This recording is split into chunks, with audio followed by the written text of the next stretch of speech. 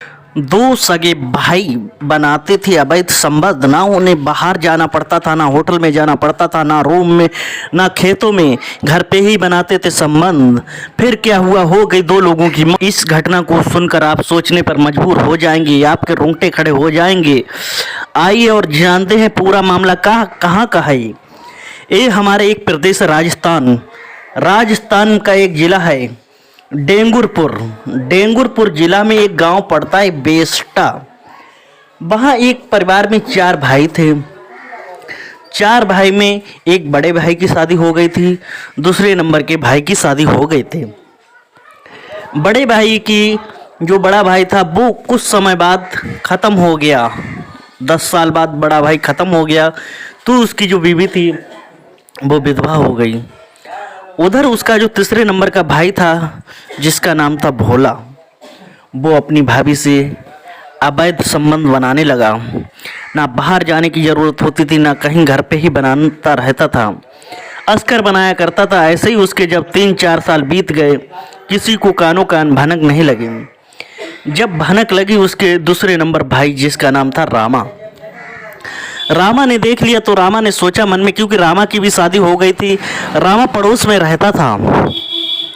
रामा ने सोचा जब इसकी ज़िंदगी चैन से कट रही है तो हम भी अपना हाथ आजमाया जाए। फिर रामा ने भी भाभी से प्यार करने लगा, अवैध संबंध बनाने लगा रामा। फिर एक दिन की बात की भोला ने देख लिया। भोला ने को इस बात को बहुत गुस्सा आया और नागवार गुजरा, क्योंकि रामा भाभी को अच्छी अच्छी चीज़ें ला के देता था, भाभी उससे खुश रहने लगी, हमसे कहीं ना कहीं नाता तोड़ रही थी।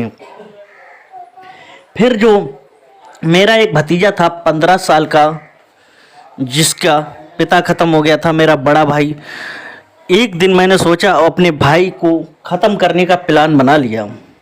मैंने अपने भतीजे जिसकी उम्र लगभग 15 साल थी और मैं उसे एक खेत पे ले गया। वहाँ मैंने उसे शराब पिलाई और मैंने भी पी। फिर मैंने कहा आपके चाचा मेरे भाई वो आपकी माँ के साथ बहुत गलत काम करते हैं, गंदी गंदी हरकतें करते हैं, क्यों ना चाचा को ख़त्म कर दिया जाए।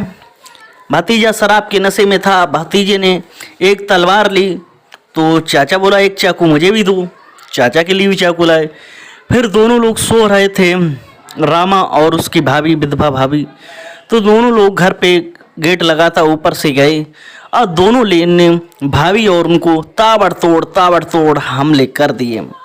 जब ताबड़तोड़ हमले कर दिए, दोनों लोगों की लाश वहीं पर पड़ी है, सिर अलग कर दिए दोनों लोगों के। उसके बाद में भतीजे और चाचा दोनों लोग फरार हो जाते हैं, कहीं रिश्तेदारी में चले जाते हैं। हम जब सुबह हुआ तब मोहल्लों वालों ने, गांव वालों ने देखा कि यहाँ कोई उठा नहीं। तब पड़ोस के ही उसका एक भाई था छोटा, उसने पुलिस को फ़ोन किया कि इस घर में 2 लाशें पड़ी हुई हैं। जब पुलिस मौके पर आई, पुलिस ने देखा, पुलिस ने सोचा कोई लूटपाट का इरादा हो। वहाँ देखा तो कोई लूटपाट का इरादा नहीं था, कि जो भी आया है हत्यारा तो वो केवल हत्या के मकसद से ही आया था। कई दिन बीत गए, 2-3 दिन बाद सब लोग मौजूद थे, मगर 2 लोगों का कत्ल छोटा मोटा कत्ल नहीं था। मगर उसका भाई जो भोला था जिसने कत्ल किया वो नहीं दिख रहा था। पुलिस का कहीं ना कहीं शक भोला पर ही जा रहा था। जब भोले को उसकी लोकेशन से उसे उठाया गया, उसके मोबाइल ट्रैक करके, तो भोला से सख्ती से पूछताछ की गई। भोला तो पहले बहला रहा था, फुसला रहा था, बयान बदल रहा था। उसके बाद में भोले ने पूरी अपना गुनाह कबूल कर दिया कि मेरे भाई की मौत हो गई थी। उसके बाद में मैं अपनी भाभी से अवैध संबंध बनाता था और उसके बाद में मेरे भाई ने देख लिया, भाई भी बनाने लगा, भाई से वो प्यार करने लगी, भाभी मुझसे नाता तोड़ने लगी थी। इसलिए मैंने भाई को उड़ा दिया और अपनी भाभी को भी उड़ा दिया।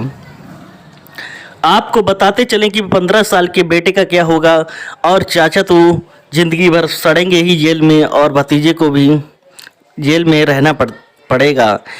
जो अवैध संबंध चलते हैं ये रिश्तों पे नहीं गिरते हैं, क्योंकि कहीं ना कहीं रिश्तों में मौत का कारण बनता है, कोई ना कोई वजह होती है, क्योंकि रिश्ते सब गलत होते हैं, क्योंकि कोई ना, इसमें बहुत घटना हुई आज तक, आपका इतिहास का पन्ना उठा के देखिए। इस घटनाक्रम को सुनाने का मेरा कोई उद्देश्य किसी को परेशान करना नहीं है। जहाँ भी रहो जागरूक रहो, सतर्क रहो, क्राइम से बचो।